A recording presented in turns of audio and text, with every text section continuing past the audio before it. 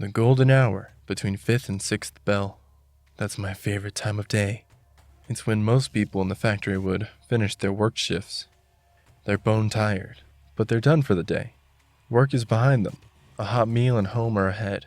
The people here are nice, and I always feel good squeezing my gelatinous body through the cliff cracks, seaming the rocks around the factory wood. I feel love emanating from a man going home to his newborn son. I relish the anticipation of a married couple looking forward to a romantic dinner in the boundary markets. Their thoughts soak into me. It's nice, like a warm bath, though I tend to stretch out pretty thin when things get too hot. There's always a few people in the mix who aren't so happy. After all, life in Zon can be hard. Some people are nursing broken hearts, while others can't stomach the thought of another shift and feel nothing but seething resentment. I absorb the good and the bad, because that's the way I was made. The bad feelings sometimes make me angry, but there's nothing I can do about that. My parents taught me it's okay to feel bad sometimes. Without the bad, you can't properly savor the good. I follow the crowd until people start to go their separate ways. A few lingering bad feelings drift through my thoughts, so I decide to do something good to push them out. I seep down through a network of cracked events I've been meaning to fix for a while, but just haven't gotten around to. I collect fragments of metal in my body as I go, extruding them from my amorphous form wherever there's a crack, then heating my outer layers to weld them into place. With the cracks sealed, clean air from the pump station higher up in Piltover flows once again, which hopefully means fewer cases of lung blight in a good many of the streets below. Bottom of the pipe brings me out into the upper reaches of the sump level. Things aren't so nice here. Lots of people don't have much of anything, and there's plenty who want to take even that from them. The sump pools, full of toxins and runoff from the chem forges, remind me of the time I spent alone as a specimen in a laboratory. I try not to think of that time, because it makes me angry, and when I get angry, I sometimes break stuff, even though I don't mean to. I don't like feeling like that, so I ease myself into my favorite cleft in the rock, the one running between the twisting rookeries of the Skylight Commercia. It's always nice there, people out together, browsing the galleries, meeting friends, dining, or going to see one of the companies of players that tour the Undercity with their satirical works. The atmosphere warm and friendly. It's the perfect place to bask in all that Zon has to offer. But as I pass beneath the outlying streets, a spike of anguish ripples through me. A tremor of fear and pain disturbs my liquid flesh. I don't like it. It feels out of place, like something I'd expect to find deeper down in the sump. That's the place where bad things happen more often than good things. It shouldn't be happening here. I get angry as more of the bad feelings soak into me. I follow them down, wanting to stop them from spreading.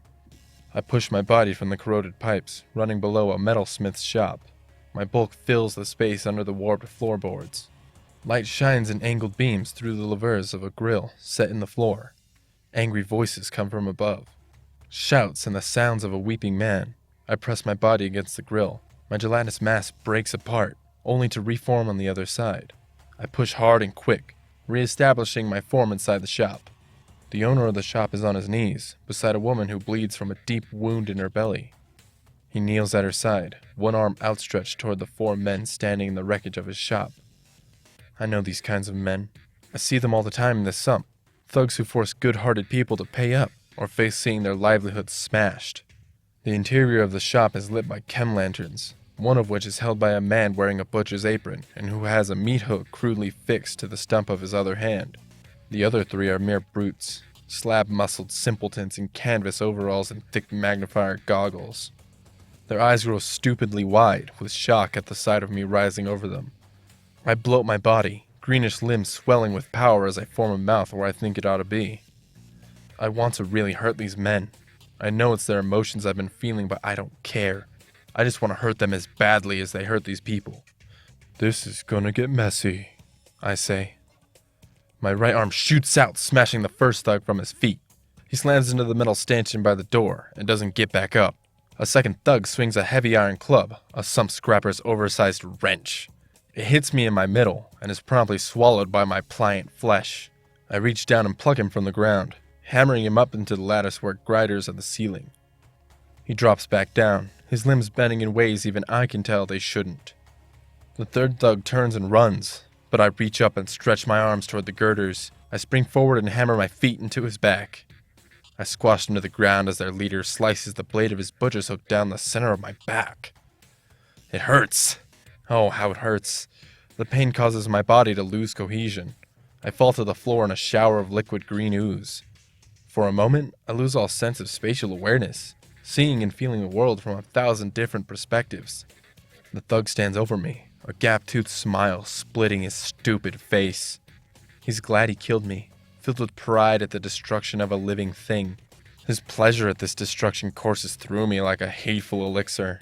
I don't want to feel like this. It's not what I was taught. But to help these people, I need to use that wrath that fills me. I must turn it against these men. My scattered globules reform in the time it takes him to realize he hasn't killed me as thoroughly as he thought. I surge from the floor and crash into him, altering my density to that of a thundering pile driver. We smash into the wall of the establishment, the flesh and bone beneath me disintegrating at the force of impact. I peel myself from the bloody wall, feeling the anger slowly drain from me. I form my body into something man-shaped, as I feel the mixed emotions emanating from the couple behind me. The man looks at me with a mixture of fear and trepidation. His wife smiles at me, though I can feel her tremendous pain. I kneel beside her, and she takes my hand. It is soft. I'm immediately soothed by her gratitude. I nod and place my hand on her stomach. Heat spreads from me as I ease a sliver of my form into her wound. I'll be leaving a piece of me behind, a piece I'll never grow back, but I give it willingly, knowing she will live because of me. The portion of my body within her repairs damaged flesh, knits ruptured tissue, and stimulates regenerative growth in her stomach lining. Her husband wipes his hand over her wound and gasps to see her skin is pink and new.